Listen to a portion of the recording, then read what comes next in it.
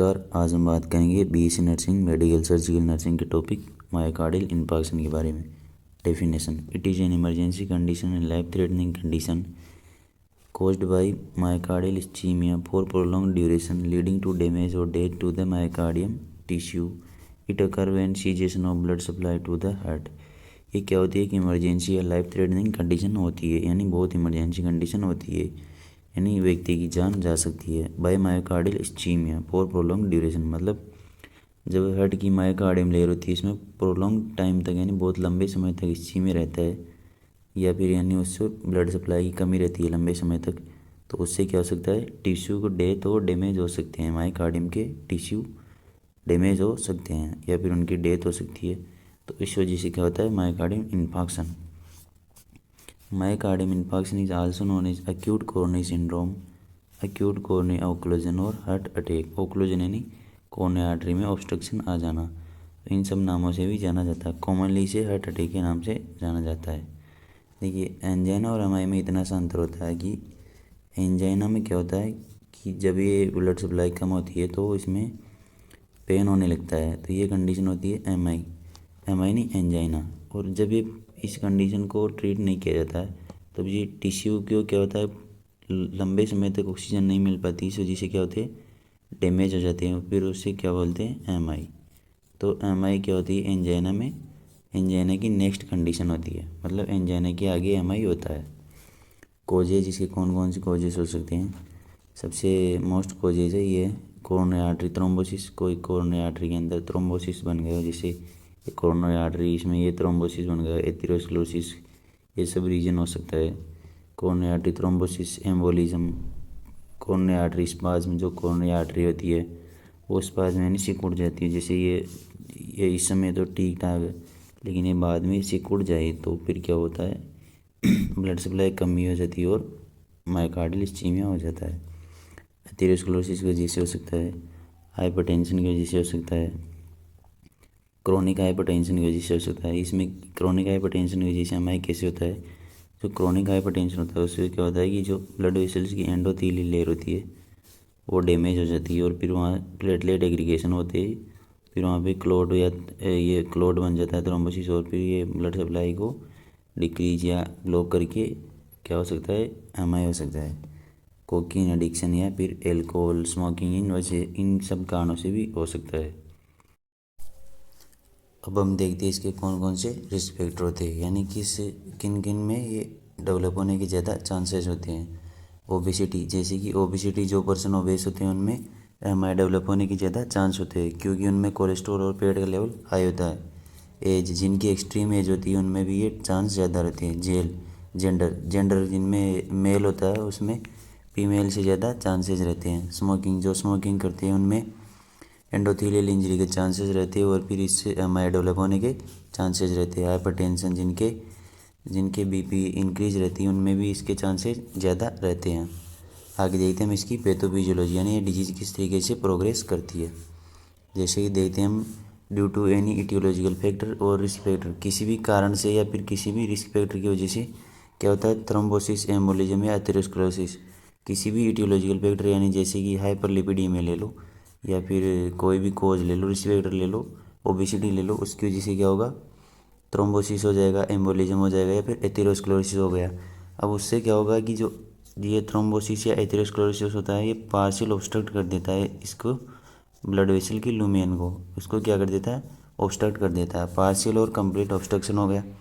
इससे क्या होगा, permanent cessation of the blood in the heart, heart के अंदर क्या होगा, ब्लड का परमानेंट सीजेशन होगा। ये कंप्लीट या ये पार्शियल सीजेशन भी हो सकता है। Myocardial tissue does not receive oxygen, इससे क्या होगा कि मायोकार्डियम में जो टिश्यू होते हैं वो ऑक्सीजन कम्प्लीटली ले नहीं पाते हैं, मतलब ढंग से पूरी तरीके से अप्रोप्रिएट ऑक्सीजन नहीं ले पाते। उससे क्या होगा, एनएरोबिक मेटाबॉलिज्म होगा, जैसा कि एंजाइना पेक्टोरिस में होता है। एनएरोबिक यानी ऑक्सीजन की एब्सेंस में मेटाबॉलिज्म होगा। फिर उससे क्या होगा, उससे होगा जब ज़्यादा देर तक ये एनएरोबिक मेटाबॉलिज्म होगा तो उससे ये परमानेंट नेक्रोसिस हो जाएगा, यानी जो टिश्यू होते हैं वो डेड हो जाते हैं। उससे क्या हो जाएगा, एमआई यानी मायोकार्डियल इन्फार्क्शन। एक बार जल्दी शुरू से देख लेते हैं इसे। जैसे किसी भी इटियोलॉजिकल फैक्टर की वजह से क्या होगा, थ्रोम्बोसिस, एम्बोलिज्म या नेक्रोसिस हो गया, जैसे इनमें से कोई सा भी एक हो गया, जैसे थ्रोम्बोसिस हो गया, इससे क्या होगा, पार्शियल या कंप्लीट ऑब्स्ट्रक्शन हो जाएगा ब्लड वेसल का। फिर उससे क्या होगा, जो हार्ट की ब्लड सप्लाई होती है उसमें ऑब्स्ट्रक्शन आ जाएगा, सीजेशन हो जाएगा या फिर ऑब्स्ट्रक्शन आ जाएगा। फिर इससे मायोकार्डियम को ऑक्सीजन प्रॉपर नहीं मिल पाएगी, इससे एनारोबिक मेटाबॉलिज्म हो जाएगा और उससे परमानेंट नेक्रोसिस होकर एमआई हो जाएगा। अब देखते हैं टाइप्स ऑफ एमआई, यानी मायोकार्डियल इन्फार्क्शन कितने टाइप्स का होता है। पहला होता है इंट्राम्यूरल एमआई। इंट्राम्यूरल एमआई क्या होता है, infarction occurs with in the substance of the myocardium wall. जो मायोकार्डियम होती है, ये इनर लेयर होती है ये वाली, इसकी जो एक छोटे से सब्सटेंस के अंदर या छोटे से पार्ट के अंदर होता है तो होता है इंट्राम्यूरल एमआई। और देखते हैं mural MI, infarction involving the at least to third thickness of myocardium. जो ये मायोकार्डियम होती है, जैसे पूरी मायोकार्डियम है, इसके लगभग टू थर्ड थिकनेस यानी लगभग इतनी, मतलब आधी से ज़्यादा वॉल को इन्वॉल्व करता है, इसमें नेक्रोसिस हो जाता है टू थर्ड थिकनेस में, तो इसे क्या बोलते हैं, म्यूरल एमआई। बोलते हैं ट्रांसम्यूरल एमआई। अगली क्या है, ट्रांसम्यूरल एमआई। इसमें क्या होता है, infarction involving full thickness of myocardium. जब ये मायोकार्डियम, जैसे कि मायोकार्डियम लेयर है, इसकी पूरी होल थिकनेस यानी पूरी में नेक्रोसिस हो जाता है, इन्फार्क्शन पूरी को इन्वॉल्व करता है, तो इसे बोलते हैं ट्रांसम्यूरल एमआई। अब देखते हैं इसके क्लिनिकल फीचर्स, यानी कौन कौन से साइन एंड सिम्टम्स देखने को मिलते हैं पेशेंट के अंदर। चेस्ट पेन तो मोस्ट कॉमन होता है, नॉट रिलीव्ड बाय एनटीजी। ये क्या होता है, एनटीजी जो सबलिंगुअली देते हैं हम, उससे रिलीफ नहीं मिलता है इसमें, क्योंकि जो टिश्यू होते हैं वो नेक्रोसिस हो जाते हैं और ये लगभग 30 मिनट से भी ज़्यादा रहता है। वोमिटिंग हो सकती है, ब्रेथलेसनेस हो सकती है, सीवियर स्वेटिंग हो सकती है, नोजिया, कोल्ड लिम्ब मतलब एक्सट्रीमिटीज होती है वो ठंडे पड़ जाती है, रेस्टलेसनेस हो सकती है, उससे घबराहट हो सकती है, बेचैनी हो सकती है, कन्फ्यूजन हो सकता है, हाइपोटेंशन हो सकता है। स्टार्टिंग में हाइपोटेंशन होता है क्योंकि हार्ट मैनेज नहीं कर पाता इन चीज़ों को। टेकीकार्डिया होगा, शुरुआत में क्या होता है, हाइपोटेंशन होता है और बाद में हाइपोटेंशन हो सकता है। टेकीकार्डिया होगा, टेकीकार्डिया क्यों होगा, क्योंकि ब्लड सप्लाई की कमी रहती है, तो हार्ट इसे कंपनसेट करता है। अब देखते हैं इसके डायग्नोस्टिक इवेल्यूएशन, यानी इसके पता कैसे करते हैं। फर्स्ट ऑफ ऑल हम उसकी हिस्ट्री कलेक्ट करेंगे, पेशेंट की हिस्ट्री, उसकी डाइट पैटर्न, फैमिली हिस्ट्री, इन सभी को कलेक्ट करते हैं। फिजिकल एग्जामिनेशन करते हैं पेशेंट का, हेड टू टो एग्जामिनेशन, यानी हेड से लेकर टो तक उसका एग्जामिनेशन करते हैं। फिर ईसीजी करते हैं। ईसीजी में क्या होता है कि एसटी सेगमेंट होता है वो एलिवेटेड रहता है, जो एसटी सेगमेंट होता है वो एलिवेटेड रहता है, और टी वेव इन्वर्स होती है। टी वेव होती है ये PQRS, ये टी वेव होती है। ये जो टी वेव होती है ये उल्टी, इन्वर्स यानी उल्टी मिलती है, इस तरीके से मिलती है।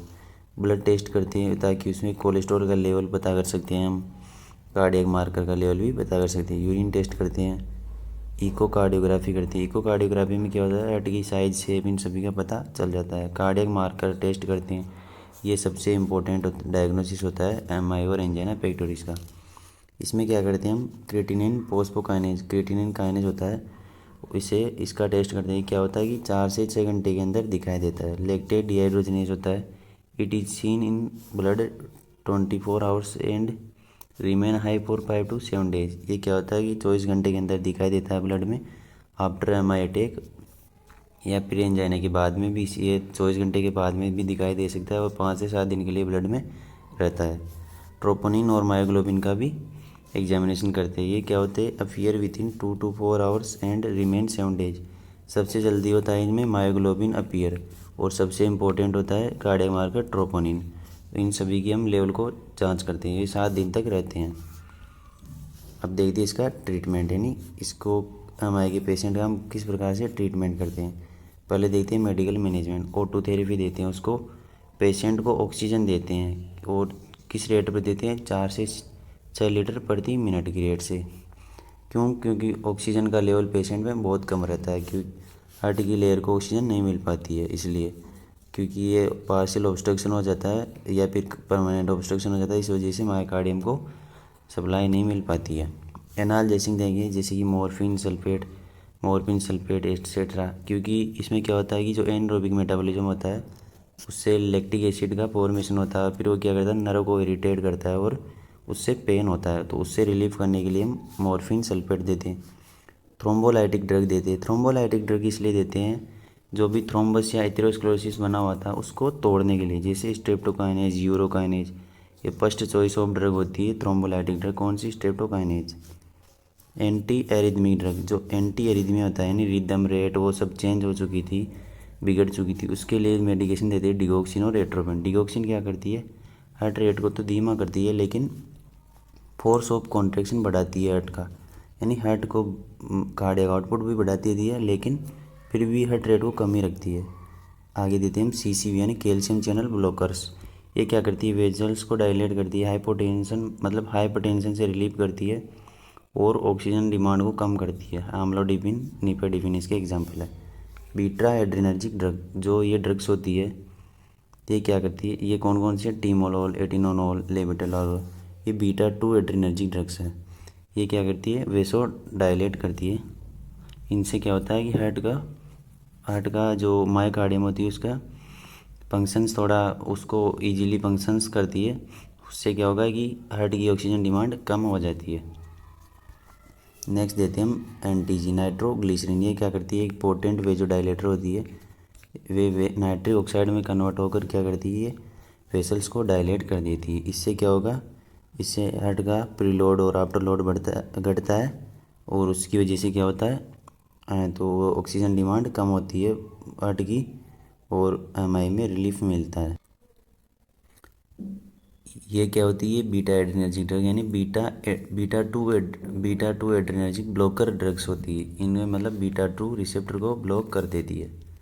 आगे देखते हैं हम इसका सर्जिकल मैनेजमेंट, यानी सर्जिकल मैनेजमेंट क्या होता है, इसे हम सर्जरी के द्वारा किस तरीके से ट्रीट कर सकते हैं। पहला पीटीसी है। पीटीसी यानी परकुटेनियस ट्रांसलुमिनल कोरोनरी एंजियोप्लास्टी। इसमें क्या करते हैं हम? कोरोनरी आर्टरी होती है यहाँ पे, जैसे ये एथेरोस्क्लेरोसिस होता है, इसमें एक हम ये इंसर्ट करते हैं कैथेटर, जिसमें आगे कैमरा लगा हुआ होता है और उससे उसमें बलून होता है, वो क्या करते हैं? अंदर डालते हैं, इसको इन्फ्लेट कर देते हैं, यानी बलून फूल जाता है, इन्फ्लेट हो जाता है। फिर ये क्या होता है कि ये जो एथेरोस्क्लेरोसिस था ऐसे चिपक जाता है और वेसल्स डायलेट हो जाती है। सीएबीजी करते हैं, कोरोनरी आर्टरी बाईपास ग्राफ्टिंग होता है इसका फुल फॉर्म। और इससे में क्या होता है कि जो ये आर्टरी ब्लॉक्ड हो चुकी है तो इसको हम बाईपास कर देते हैं इस तरीके से।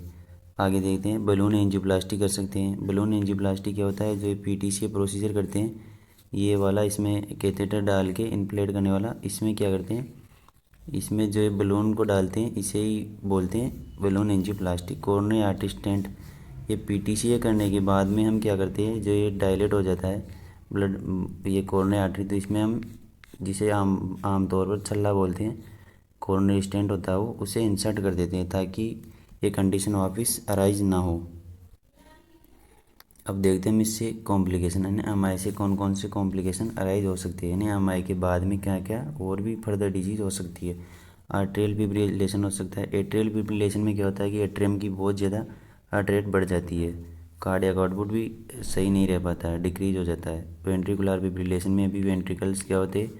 बहुत तेज़ी से बीट करने लग जाते हैं, यानी हार्ट रेट बहुत बढ़ जाती है। वेंट्रिकुलर सेप्टल डिफेक्ट हो सकता है, यानी कि जो ये वेंट्रिकल्स होते हैं ये वाले, ये है राइट वेंट्रिकल, ये है लेफ्ट वेंट्रिकल, तो इनके बीच में ये जो सेप्टम है ये क्या हो सकता है? इसमें डिफेक्ट हो सकता है। ये इस माना कि यहाँ पर एमआई हुआ था, मायोकार्डियम की लेयर जो इन्फाक्ट हो गई थी उसमें डैमेज भी हो सकता है। और इससे क्या हो सकता है? Ventricular septal defect. Left ventricle failure हो सकता है, वहाँ पे यदि मायोकार्डियम डैमेज हो गई हो तो फिर वो कॉन्ट्रैक्ट करने में इन सफिशिएंट हो सकती है, यानी फेलियर हो सकता है। बी यानी बंडल ब्रांच ब्लॉक, जो पुरकिंजे फाइबर के पहले बंडल ब्रांच आती है, हिंज बंडल ब्रांच आती है, उसमें भी ब्लॉक हो सकता है क्योंकि वो मायोकार्डियम डैमेज होने के बाद में वो प्रॉपर फंक्शन नहीं कर पाते हैं। कार्डियक शॉक हो सकता है, यानी कार्डियोजेनिक शॉक हो सकता है। हार्ट ढंग से पंप नहीं करेगा, हार्ट प्रॉपरली पंप नहीं करेगा तो ब्लड सप्लाई नहीं होगी, टिश्यू प्रोविजन नहीं होता उससे, फिर उस पेशेंट क्या हो सकता है? शॉक की कंडीशन में जा सकता है। कार्डियक फेलियर यानी हार्ट, हाँ तो मेंटेन कार्ड मतलब हार्ट क्या होता है कि प्रॉपर कार्डियक आउटपुट मेंटेन करने में फेल हो जाता है, उसे बोलते हैं कार्डियक फेलियर। मतलब हार्ट क्या होता है? अपने फंक्शंस करने में फेल हो जाता है। ये सब कंडीशन अराइज हो सकती है। आगे देखते हैं नर्सिंग मैनेजमेंट, यानी एक नर्स का क्या रोल होता है एमआई की कंडीशन में। फर्स्ट है रिलीविंग पेन, यानी पेन को रिड्यूस करना। Nurse should assess the intensity of pain by using rating scale. Nurse को क्या करना है, पेन की इंटेंसिटी को मेजर करना है कि पेन माइल्ड हो रहा है, मॉडरेट हो रहा है या सीवियर हो रहा है, bye using rating scale, rating scale को यूज़ करते हुए। रेटिंग स्केल होती है जिसमें 1, 2, 3, 4 इस तरीके से क्या होते हैं, रेटिंग होती है। तो उस पर नर्स को पता करना होता है कि पेन कितना हो रहा है। मॉनिटर वाइटल साइन मॉनिटर करने। Generally pain severity leads to increase heart rate and respirate rate. Generally क्या होता है कि पेन सीवियर होता है तब क्या होता है, हेड रेट और रेस्पिरेट रेट दोनों बढ़ जाती है। Administer morphine sulphate by IV route as prescribed. Morphine sulphate use करना है किसके लिए, पेन को रिड्यूस करने के लिए आईवी रूट के द्वारा, जिस तरीके से डॉक्टर ने कहा है, मतलब as prescribed. Monitor the response of patient to drug. Patient का रिस्पॉन्स मॉनिटर करना है कि पेशेंट को दर्द कम हुआ या नहीं हुआ। Provide peaceful and comfortable environment to the patient. Patient को शांतिपूर्वक और कंफर्टेबल एनवायरनमेंट प्रोवाइड कराना है। सेकंड मैनेजमेंट है रिस्टोरिंग कार्डियक रिदम, मतलब कार्डिया की जो रिदम थी उसको रिस्टोर करना है। जो अरिदमिया हो गया था उसको रिदम को वापस कंट्रोल करना है, यानी कि वापस नॉर्मल लाना। Regular monitoring of heart rate of the patient. Patient की हार्ट रेट को रेगुलर मॉनिटर करते रहना है। ECG should be recorded and noticed each shift. ECG क्या करना है, ईच शिफ्ट, यानी हर शिफ्ट को, जैसे ही अगली शिफ्ट आती है तो हर नर्सिंग स्टाफ को क्या करना है कि उसकी ईसीजी मॉनिटर करना है। Administer anti arrhythmic drug as prescribed. जो क्या करना है, ये एंटी एरिथमिक ड्रग्स होती है, इसको एडमिनिस्टर करना है एज प्रिस्क्राइब्ड, यानी जिस तरीके से बताई गई है। एंटी एरिथमिक ड्रग्स क्या होती है, एरिथमिया को ट्रीट करती है।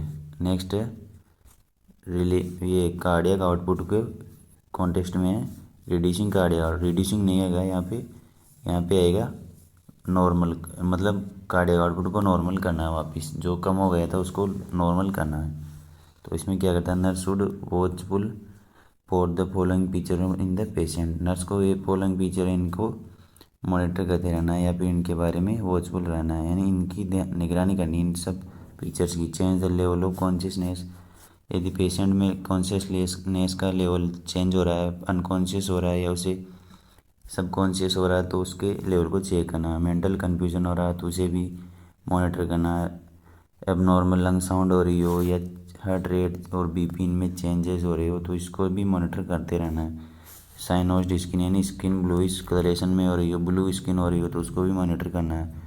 यूरिन आउटपुट लो हो रहा हो तो उसको मॉनिटर करना है। यूरिन आउटपुट लो हो रहा है इसका मतलब कार्डियक आउटपुट भी लो हो रहा है। एडमिनिस्टर थ्रोम्बोलाइटिक ड्रग्स बाई और IV NTG as per prescribed, मतलब थ्रोम्बोलाइटिक्स ड्रग्स और एनटीजी पेशेंट को प्रोवाइड करनी है। थ्रोम्बोलाइटिक्स ड्रग्स क्या करती है, थ्रोम्बस जो बना हुआ होता है उसे क्लोट को तोड़ देती है, और आईवी एनटीजी क्या करती है, वेजोडाइलेशन का काम करती है। इससे कार्डियक आउटपुट इंप्रूव होता है और हाइपरटेंशन में रिलीफ मिलता है।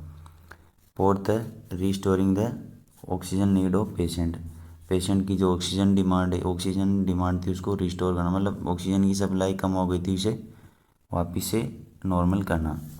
Nurse would administer O2 therapy at the rate of 4 to 6 litre per minute by nasal cannula as prescribed. Nurse को क्या करना है, 4 से 6 लीटर प्रति मिनट की स्पीड से क्या करना है, नेजल कैनोला के थ्रू ऑक्सीजन प्रोवाइड करनी है। Monitor patient for symptoms of hypoxia such as cyanosis, dyspnoea और इम्पेयर्ड कैपिलरी रिफिल। पेशेंट को क्या करना है कि हाइपोक्सिया यानी ऑक्सीजन के कम लेवल को, यानी ऑक्सीजन की जो बॉडी में टिश्यू में डिक्रीज अमाउंट होती है उसके सिम्टम्स को मॉनिटर करते रहना था। जैसे कि साइनोसिस यानी ब्लू स्किन ब्लू हो जाती है उसे, हाइपोक्सिया से स्किन ब्लू हो जाती है, डिस्निया यानी सांस लेने में कठिनाई हो रही है, इम्पेयर्ड कैपिलरी रिफिल, और जो कैपिलरी रिफिल टाइम हो रहा है वो ज़्यादा हो रहा है या इम्पेयर्ड हो रहा है तो उससे भी मॉनिटर करना है।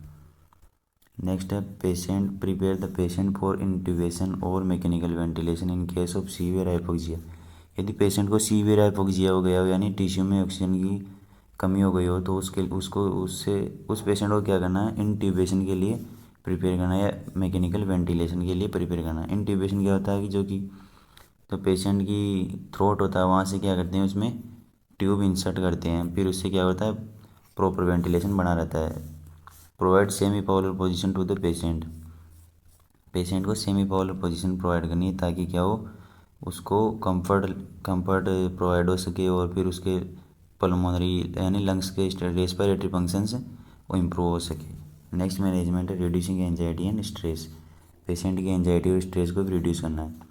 Nurse should assess all the factors causing anxiety stress and period to the of death इन मतलब इन सभी पेशेंट को क्या करना है, नर्स को असेस करना है, एंजाइटी को, स्ट्रेस को, पीरियड ऑफ डेथ को। Provide knowledge regarding the drug therapy, laboratory test, surgery and possible expenses. Nurse को क्या करना है कि लेबोरेटरी टेस्ट, सर्जरी और जो भी पॉसिबल एक्सपेंसेज यानी खर्चे हैं उन सभी के बारे में पेशेंट को और उसके फैमिली मेम्बर्स को नॉलेज प्रोवाइड करनी है। Provide peaceful and non stimulating environment for the patient, patient को क्या करना है कि पीसफुल एनवायरनमेंट प्रोवाइड करना है और नॉन स्टिमुलेटिंग एनवायरनमेंट यानी उसको एंजाइटी प्रोवाइड नहीं करना चाहिए, ऐसा एनवायरनमेंट जो है पेशेंट को प्रोवाइड कराना है। Limit the entry of customers, visitors and staff in the ward, क्या करना है कि जो वार्ड होता है उसके अंदर स्टाफ और विजिटर्स की एंट्री लिमिटेड करनी है, मतलब लिमिटेड विजिटर्स और स्टाफ ही एंटर कर पाएँ। Thank you.